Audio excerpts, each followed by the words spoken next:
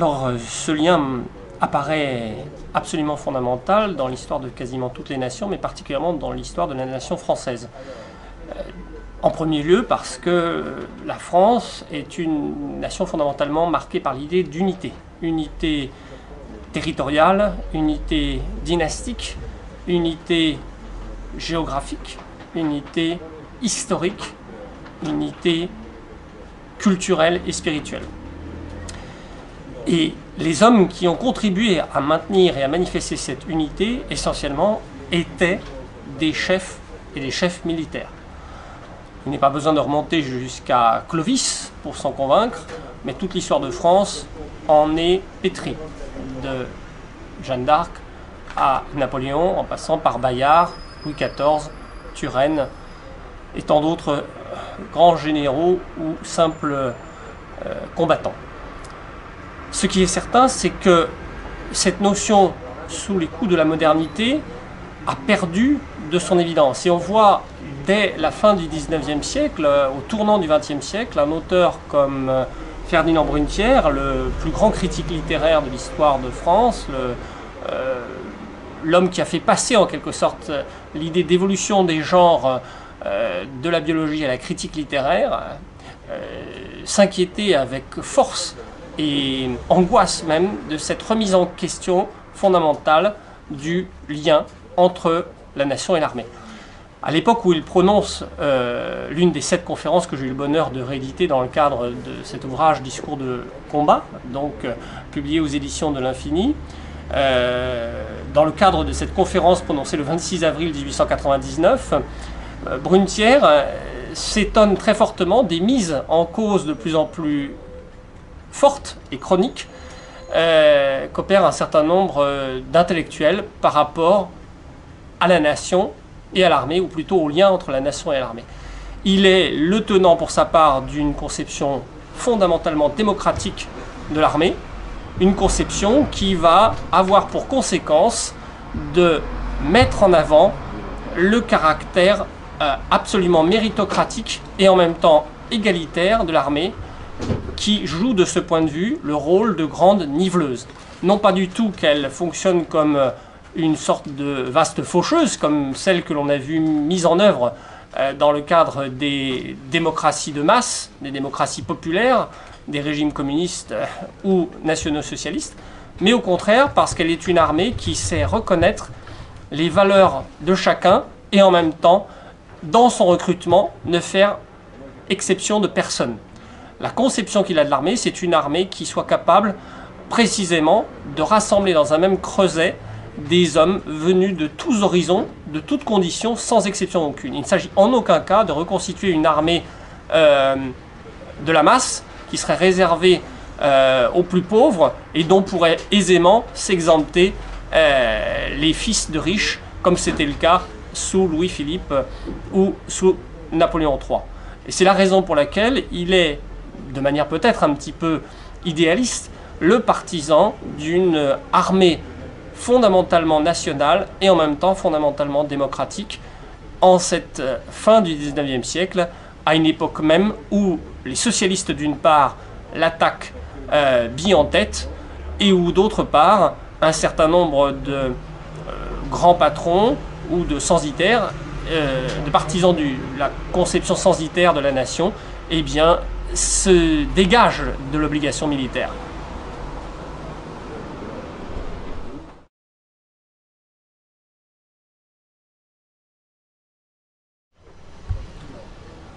Alors l'analyse de Brunetière est tout à fait remarquable, non seulement parce qu'elle montre le lien de solidarité intrinsèque qui existe entre la France et son armée, entre la tradition française et l'esprit militaire, mais aussi de façon tout à fait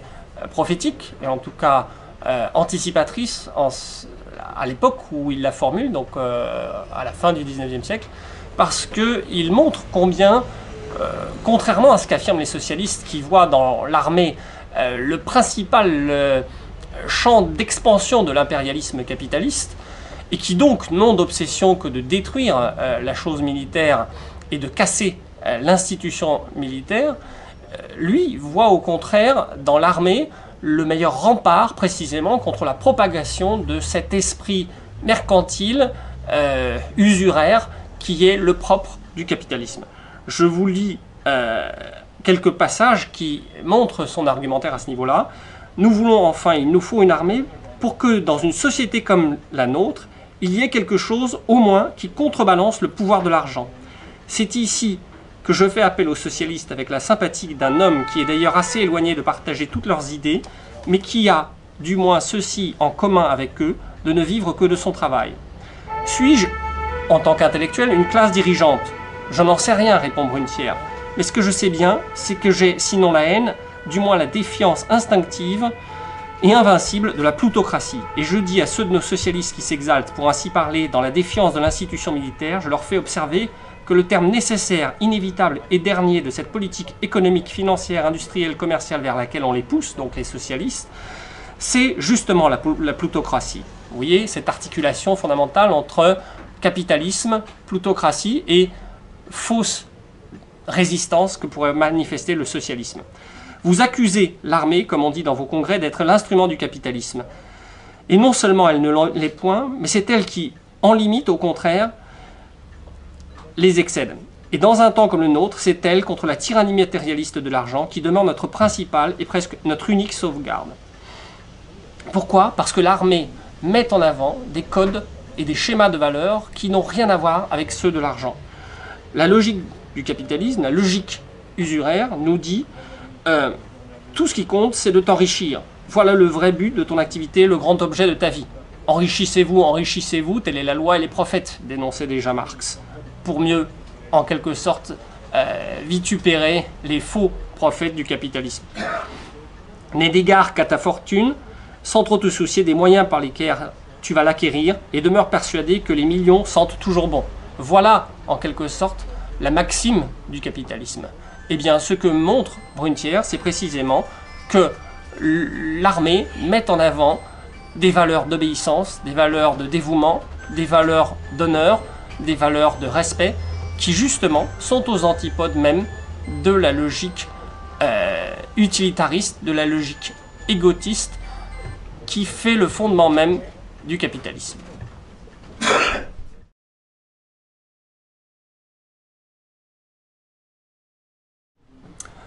C'est une très vieille histoire, mais si l'on remonte à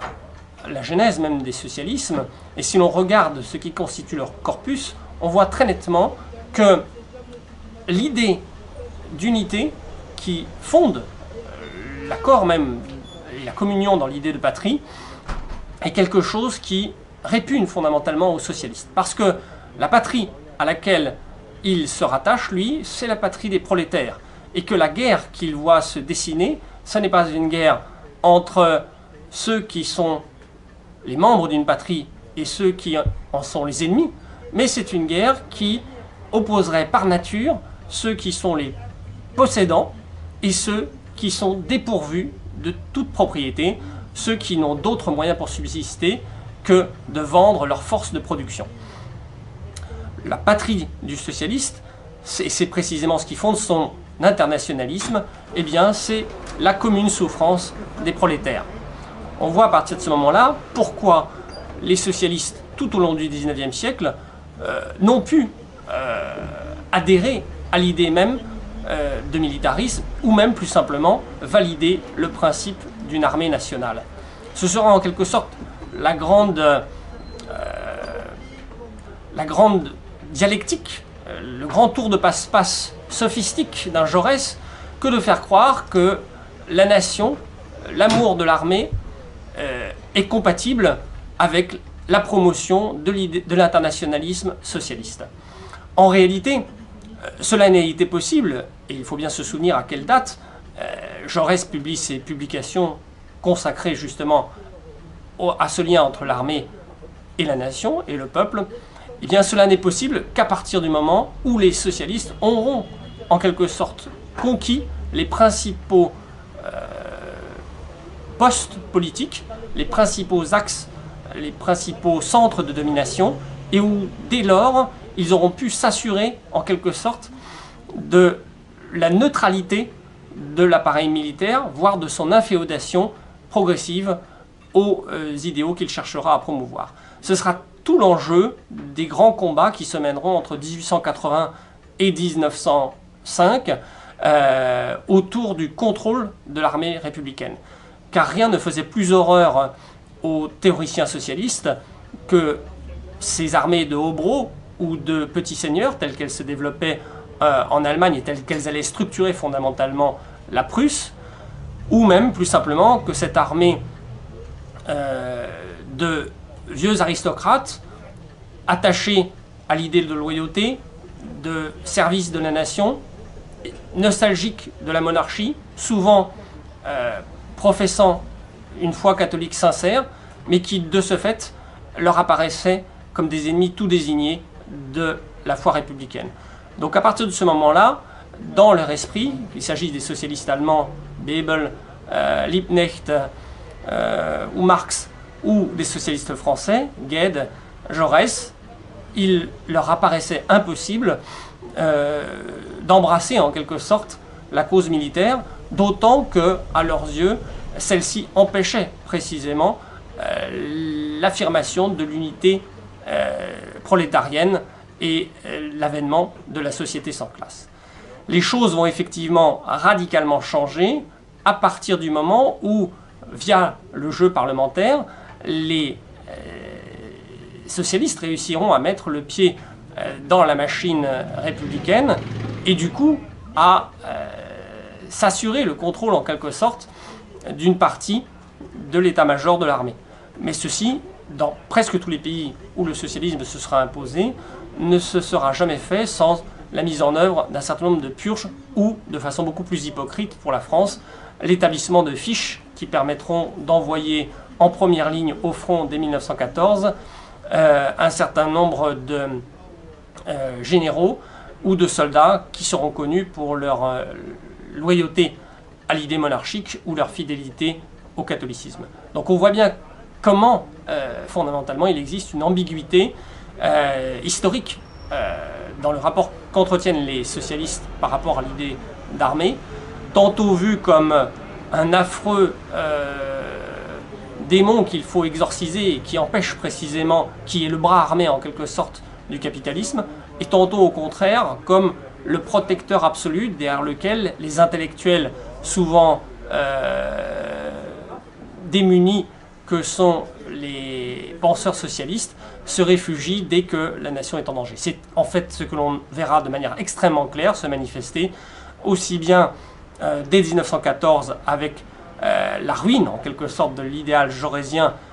d'union des travailleurs et le ralliement aussi bien des socialistes allemands que des socialistes français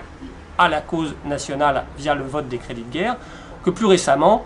lorsque on a pu voir l'effet de torpeur créé par les attentats de Paris du 7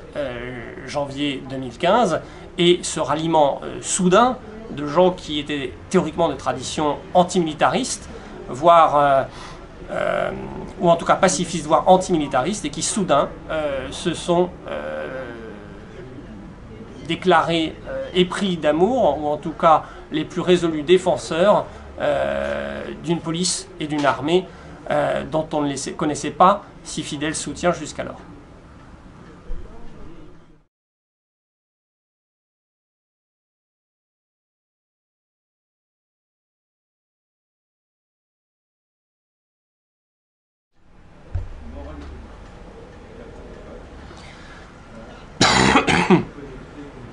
Alors j'ai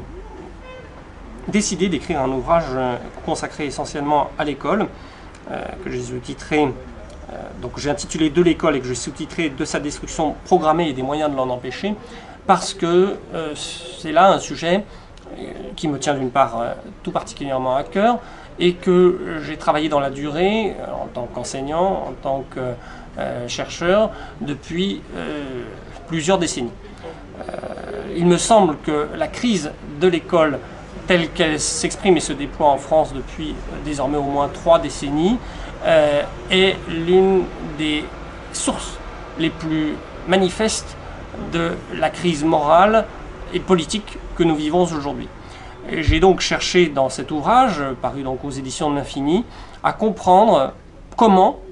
et pourquoi cette crise s'était manifestée, quelles en étaient les causes proches et lointaines,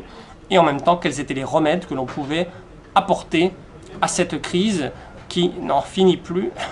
de perdurer et de s'aggraver. Alors, cette crise dépasse de beaucoup le simple cadre administratif ou organisationnel. Il ne s'agit pas simplement d'un problème qui serait lié à la structuration de notre système scolaire ou à la mauvaise gestion de quelques classes ou de quelques professeurs. Bien sûr, l'école est écrasée en quelque sorte par sa masse même. 1 500 000 fonctionnaires, près de 900 000 enseignants, pour des résultats aujourd'hui, tout le monde le constate, toujours plus faibles, avec un nombre de bacheliers en croissance continue depuis les années 70, et pourtant des classements internationaux, classement PISA, classement de Shanghai des universités, qui sont de plus en plus inquiétants, pour ne pas dire alarmants. Il y a donc un problème manifeste dans le fonctionnement de notre institution, mais ce problème dépasse de beaucoup le seul aspect organisationnel. L'erreur et la faute des syndicats en matière scolaire a été précisément de systématiquement nier les dimensions spirituelles, morales, culturelles ou anthropologiques de cette crise pour ne se rattacher qu'à des causes matérielles ou financières. Non, la crise de l'école n'est pas qu'une question de moyens, elle n'est pas qu'une question de sous, elle n'est pas qu'une question d'effectifs ou de création d'établissements. On pourra créer autant d'établissements qu'on voudra en banlieue, on pourra faire autant de classes spécialisées pour les enfants à problème, on pourra chercher dans des viviers nouveaux autant d'enseignants qu'on formera avec les dernières techniques pédagogistes. On ne résoudra pas le problème scolaire précisément parce que ce qui se cache derrière cette crise de l'école, c'est bien plus qu'un problème d'organisation et que c'est un problème avant tout de conception du rapport entre les générations, de conception du rapport à la transmission. Or, c'est cela qui est fondamentalement en jeu dans notre société ouverte à tous les vents, mondialisée et soumise au déferlement des nouvelles technologies.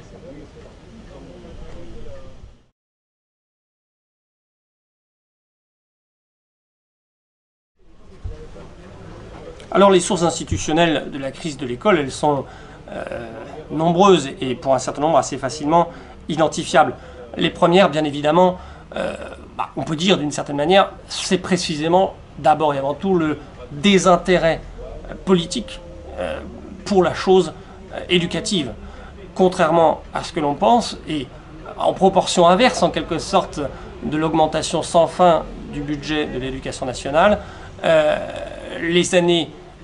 70, 80, 90 ont été marquées par un effondrement de la réflexion sur la question éducative et par la mise en exergue d'un certain nombre de pseudo-penseurs qui n'ont fait qu'aggraver la situation et que compliquer en quelque sorte le débat.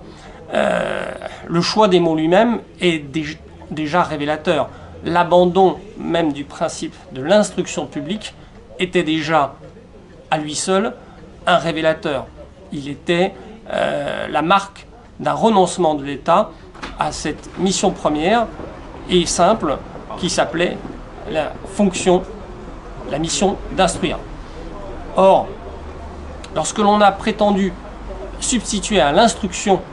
qui est une transmission de savoirs fondamentaux et de codes permettant de vivre et d'assumer sa condition d'homme et de citoyen libre, lorsqu'on a préféré substituer à cette mission celle d'éducation nationale, on a fait deux choses. D'une part, on a rompu le lien fondamental qui s'était établi plus ou moins explicitement entre les parents et l'État et par lequel les parents conservaient d'autorité le magistère éducatif, mais le déléguaient de manière secondaire et temporaire à l'instituteur. Et d'autre part, on a érigé l'État en un tout à la fois une sorte de super magistraux et de Big Brother chargés de régir et de former les comportements de l'individu du berceau jusqu'à la mort. Il y a eu là un saut qualitatif qui n'est pas loin de rapprocher le fonctionnement actuel des tentations totalitaires. Or, on n'a pas mesuré suffisamment à quel point ce glissement sémantique cachait en réalité un véritable séisme philosophique et intellectuel. Donc il y a véritablement eu d'abord un renoncement politique majeur qui s'est ressenti très fortement dans l'institution elle-même, au sein du corps enseignant lui-même. Cette transition s'opérant de multiples manières, à travers le déclassement complet du corps enseignant et sa déconsidération tout à la fois économique et sociale, mais aussi à travers sa perte de prestige moral, ce qui est beaucoup plus grave. Ensuite, à travers l'absence de défense du corps enseignant par la hiérarchie administrative dans un certain nombre de cas emblématiques. Et enfin, à travers la réduction même du statut d'enseignant, d'instituteur ou de professeur d'université à celui extrêmement finalement prosaïque de prof. La réforme des IUFM de 1989, vous le savez, a supprimé le titre d'instituteur, qui était éminemment noble et qui renvoyait à l'idée d'institution, pour, par égalitarisme démagogique, lui substituer celui de professeur des écoles, notion qui désormais qualifie tout aussi bien l'enseignement qui enseigne en maternelle qu'en primaire, ou bien, lorsqu'il est capétien ou agrégé, l'enseignant du secondaire, professeur du second degré. Ce vocable étant unifié à travers cet acronyme prof qui, en quelque sorte, marque l'incapacité même de l'enseignant à assumer sa fonction précisément de transmission. Or, il y a là quelque chose qui est absolument décisif pour comprendre ce qui s'est joué à bas bruit, mais de manière extrêmement efficace depuis maintenant 40 ans.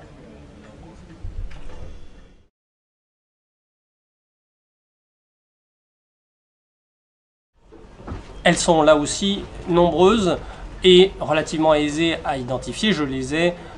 en tout cas,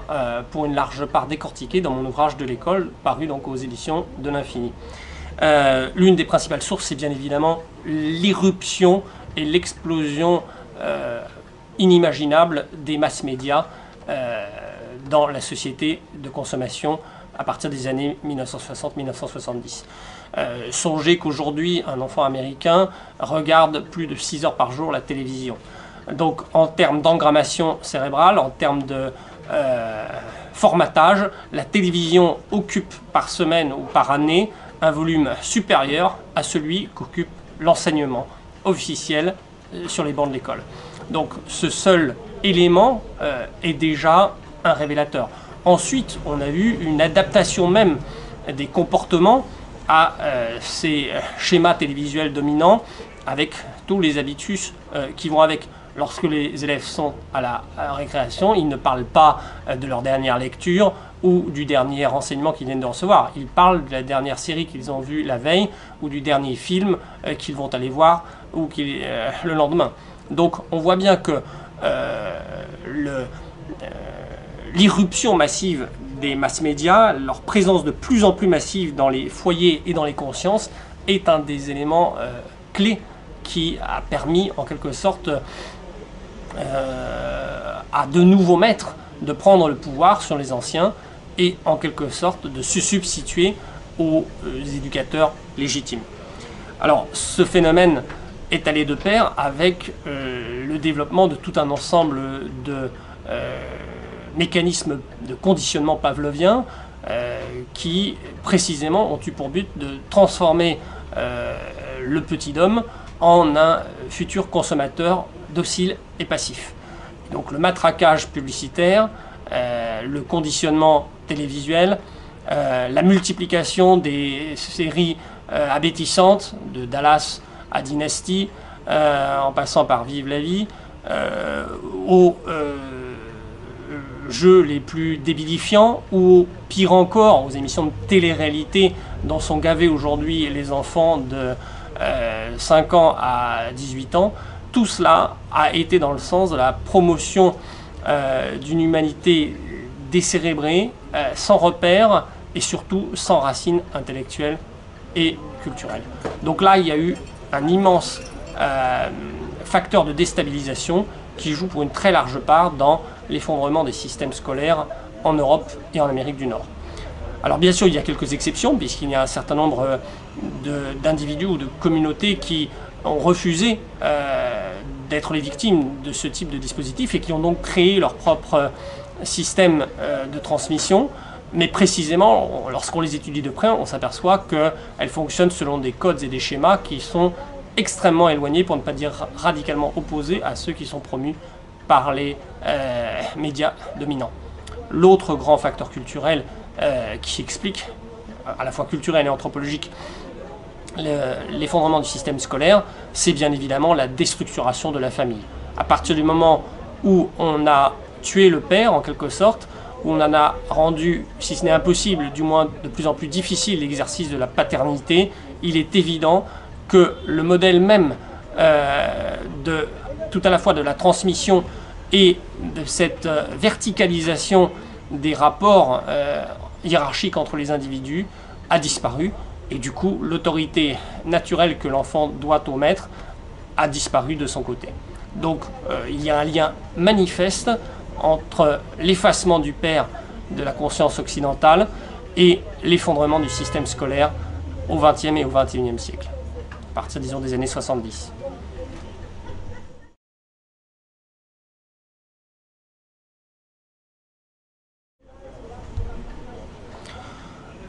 Les causes spirituelles de la crise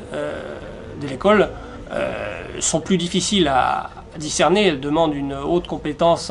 en matière historique et théologique, mais on peut les rattacher à ces causes culturelles et anthropologiques que j'évoquais précédemment. La première, c'est bien évidemment quelque part la mort du père. Or, la mort du père renvoie à la mort de Dieu. À partir du moment où on évacue Dieu de la société, on ne peut plus forger de l'homme qu'une paternité émasculée, une paternité mutilée. Or, la mort de Dieu, dans les consciences et dans les sociétés, dans les doctrines qui dominent l'Occident depuis maintenant 150 ans, a eu pour effet direct et lointain de tuer l'image même du père en l'homme. D'où cette difficulté de plus en plus grande pour un certain nombre d'hommes à s'assumer comme père et à assumer leurs enfants pleinement comme tels. C'est quelque chose que le pape François a remis en avant avec beaucoup de force ces derniers temps, lorsqu'il a dit que le rôle d'un catholique n'était pas de se reproduire comme un lapin, mais au contraire d'assumer une paternité responsable. C'est encore ce que disait d'une autre manière Charles Péguy au début du XXe siècle, lorsqu'il disait « Le père de famille, voilà le grand aventurier du XXe siècle ». Il y a là quelque chose qui me semble fondamental pour comprendre la crise contemporaine que vit l'école. Et corrélative de cette mort de Dieu qui a entraîné la mort du père, il y a bien évidemment la mort du frère, donc l'effondrement de l'idée même de fraternité. On ne peut être frère dans une même classe, a fortiori au sein d'une même nation, d'une même corporation, que si l'on se sait issu d'une même origine ou participant d'un même principe.